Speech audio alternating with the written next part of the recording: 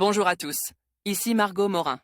Bienvenue sur ma chaîne dédiée à tout ce qui touche à la maison, déco, organisation, astuces pratiques. Si vous aimez créer un espace qui vous ressemble et découvrir des conseils pour embellir votre intérieur, n'oubliez pas de vous abonner. Aujourd'hui, on va explorer ensemble un nouveau sujet pour transformer votre chez vous. Prêt?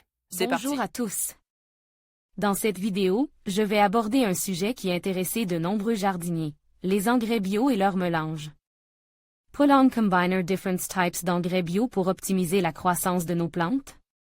Je vais partager avec vous mes réflexions et conseils sur cette pratique, ainsi que quelques astuces pour éviter les erreurs courantes.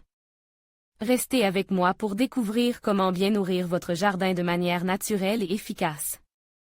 Les engrais bio nourrissent le sol et apportent une grande partie des éléments nutritifs essentiels pour le bon fonctionnement des végétaux. Il existe plusieurs types d'engrais qui présentent des compositions et des aspects différents. Les engrais de synthèse sont à éviter, privilégiez les engrais organiques qui sont constitués de matières végétales ou animales. On distingue deux types des engrais bio, ceux qui sont sous forme solide généralement en poudre et ceux qui sont liquide. Utilise en pulvérisation foliaire. Ces fertilisants naturels sont à utiliser avec parcimonie, les doses doivent être respectées pour ne pas abîmer les plantations. Pensez à arroser le sol après l'application de l'engrais, particulièrement lors des périodes de croissance et de floraison des plantes. Less difference in rice bio. La corne broyée, un engrais bio fabriqué à partir de cornes de vache, est riche en azote, 12 à 14%, en phosphore, 1%, et en potassium, 0,75%. Si vous recherchez un engrais naturel, vous pourrez l'utiliser comme engrais de fond, pour les plantations ou pour redonner de la vigueur à vos arbustes et arbres fruitiers. Apportez-le en automne, mais également au printemps, pour soutenir l'alimentation de vos végétaux pendant leur période de forte croissance. Pour vos cultures en pot, servez-vous aussi de cette préparation, surtout pour fertiliser vos plantes persistantes. Cet engrais bio ne présente aucun risque de brûlure des racines, à la suite d'un éventuel surdosage.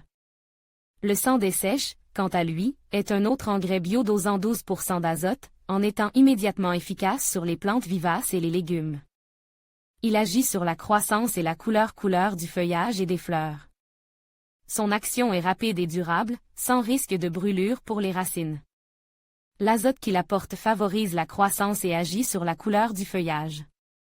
C'est un engrais naturel qui convient parfaitement aux massifs de rosiers et aux plantes vivaces. Ces deux engrais bio sont actuellement proposés en mélange, assurant une action 2 en 1, le premier agissant lentement et le second d'une façon immédiate, Profertil, 7,50 à 8 € le kg. En conclusion, mélanger les engrais bio peut être une pratique bénéfique, à condition de bien connaître les caractéristiques de chaque produit. Il est essentiel de respecter les dosages et de s'assurer que les nutriments se complètent plutôt que de se neutraliser. En suivant ces conseils, vous pourrez optimiser la santé de vos plantes tout en préservant l'environnement. N'hésitez pas à expérimenter avec prudence et à observer les résultats pour trouver la combinaison qui convient le mieux à votre jardin. Merci de votre attention et à bientôt pour d'autres conseils sur le jardinage bio.